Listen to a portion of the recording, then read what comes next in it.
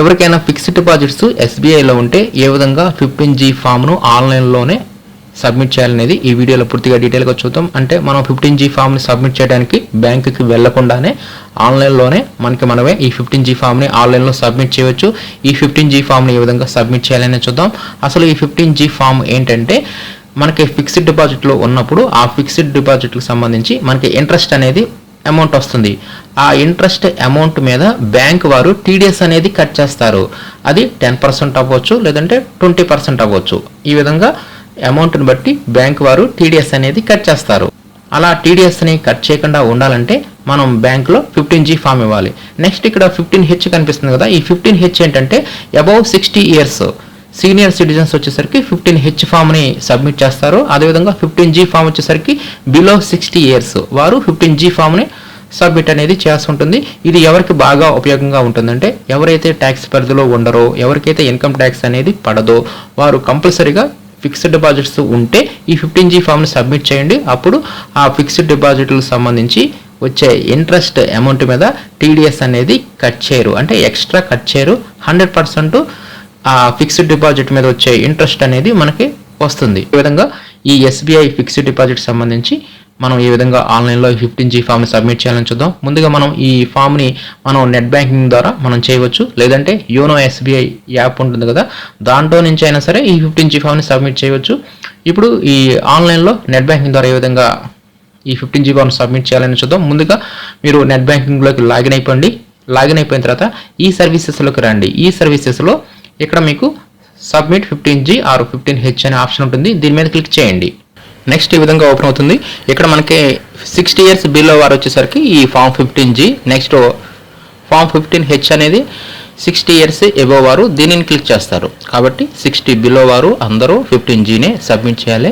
అసలు ఈ ఫామ్ని ఎప్పుడు సబ్మిట్ చేస్తారంటే మనకు ఆల్రెడీ ఫిక్స్డ్ డిపాజిట్లు ఉన్నట్లయితే దాదాపుగా ఏప్రిల్ 1st వీక్లో ఈ ఫామ్ని ముందుగానే ఈ ఫైనాన్స్ ఇయర్ ముందుగానే స్టార్టింగ్లోనే సబ్మిట్ చేస్తారు. దీనికి పలానా టైంలో సబ్మిట్ చేయాలని రూల్ అయితే లేదు. కాకపోతే స్టార్టింగ్లో సబ్మిట్ చేస్తే అప్పుడు మొదటి నుంచే ఆ Q1 కానీ Q1, Q2, Q3 కానీ వీటిల్లో ఎక్కడక్కడ మనకి టీడీఎస్ అనేది కట్ చేయరు ముందుగానే. అదేవిధంగా మీకు ఫిక్స్డ్ డిపాజిట్స్ ఇప్పుడు చేశారనుకోండి, ఫిక్స్డ్ డిపాజిట్స్ చేసిన ఒక 1 వీక్ తర్వాత మీరు ఆన్లైన్లో ఈ 15G ఫామ్ని సబ్మిట్ చేయవచ్చు.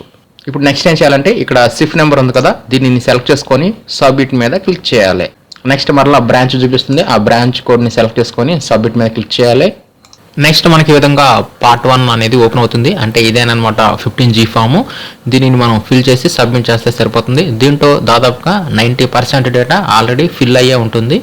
ఇంకా రిమైనింగ్ స్టార్ మార్కులో ఏవైతే ఉన్నాయో రిమైనింగ్ వాటిని మనం ఫిల్ చేస్తే సరిపోతుంది. స్టార్ మార్కు లేనివి మనం బ్లాంక్గా వదిలేయవచ్చు, నో ప్రాబ్లం. దీంట్లో ఫస్ట్ వచ్చేసరికి సెలెక్టెడ్ ట్యాక్స్ రెజ్యూమ్. ఇక్కడ మనం ఓల్డ్ ట్యాక్స్ రెజ్యూమ్లో మనం క్యాలిక్యులేషన్ చేసుకుంటున్నామా, లేదంటే న్యూ ట్యాక్స్ రెజ్యూమ్లో అంటే మన యొక్క పర్సనల్కి సంబంధించి మనం ఇన్కమ్ ట్యాక్స్ క్యాలిక్యులేషన్ అనేది దేంట్లో అయితే మనం ఇన్కమ్ ట్యాక్స్ని క్యాలిక్యులేషన్ చేసుకుంటున్నామో ఆ రెజ్యూమ్ని ఇక్కడ మనం సెలెక్ట్ చేసుకోవాలి. తర్వాత ఇక్కడ మన యొక్క పేరు, pan number, status, residential status, next previous year, next door number, address, ఈ వివరాలన్నీ కూడా ఆటోమేటిక్గా వచ్చేస్తాయి. వీటిని మనం ఫిల్ చేయాల్సిన అవసరం లేదు. ఇక్కడ ఉంది whether assessed to tax yes or no అని, ఇక్కడ ఈ ఆప్షన్ మాత్రమే ఇక్కడ మనం సెలెక్ట్ చేసుకుంటాము.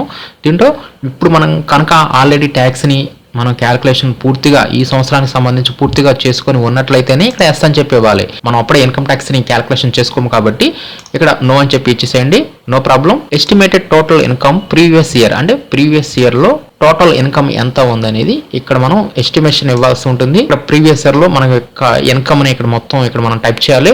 నెక్స్ట్ ప్రీవియస్ ఇయర్లో మనం 15G ఫామ్ని ఆన్లైన్లో ఎన్ని సబ్మిట్ చేసాము అనేది ఇక్కడ మనం టోటల్ నెంబర్ ఇవ్వాలి. అదేవిధంగా ఆ 15G ఫామ్లో ఎంత అమౌంట్ అయితే మనం ఫైల్ చేసామో ఆ అమౌంట్ని ఇక్కడ ఇవ్వాలి. మనం ఈ 15G ఫామ్లో ఈ 3 మాత్రమే ఇవ్వాల్సి ఉంటుంది.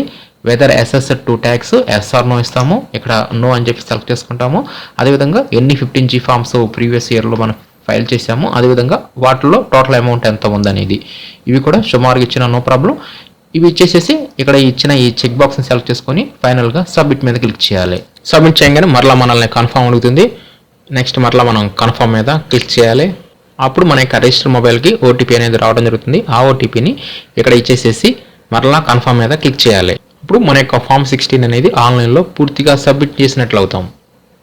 ఇక్కడ మనం ఈ ఫామ్ 16ని మనం పీడిఎఫ్లోకి డౌన్లోడ్ చేసుకోవడానికి ఇక్కడ click here to download the PDF ఉంది కదా, దీని మీద క్లిక్ చేస్తే మనం ఇప్పుడు ఫైల్ చేసిన ఈ 15G ఫామ్ని మనం పీడిఎఫ్లోకి డౌన్లోడ్ చేసుకోవచ్చు. అదేవిధంగా ఆల్రెడీ మనం సబ్మిట్ చేసిన కూడా ఆన్లైన్లో ఆల్రెడీ సేవ్ అయి ఉంటాయి. అవి download submitted form 15G are 15H ఉంది కదా, దీని మీద క్లిక్ చేస్తే ఆల్రెడీ మనం ఇదివరకే సబ్మిట్ చేసిన 15Gsని కూడా మనం మరలా కావాలనుకుంటే ఎప్పుడైనా ప్రింట్అవుట్ అనేది తీసుకోవచ్చు. కాబట్టి ఈ విధంగా SBI నెట్ బ్యాంకింగ్ ద్వారా మన యొక్క ఫిక్స్డ్ డిపాజిట్కి సంబంధించి 15G ఫామ్ కానీ లేదంటే 15H ఫామ్ కానీ ఈ విధంగా ఆన్లైన్లో బ్యాంకుకి వెళ్లకుండానే మనం సబ్మిట్ చేయవచ్చు.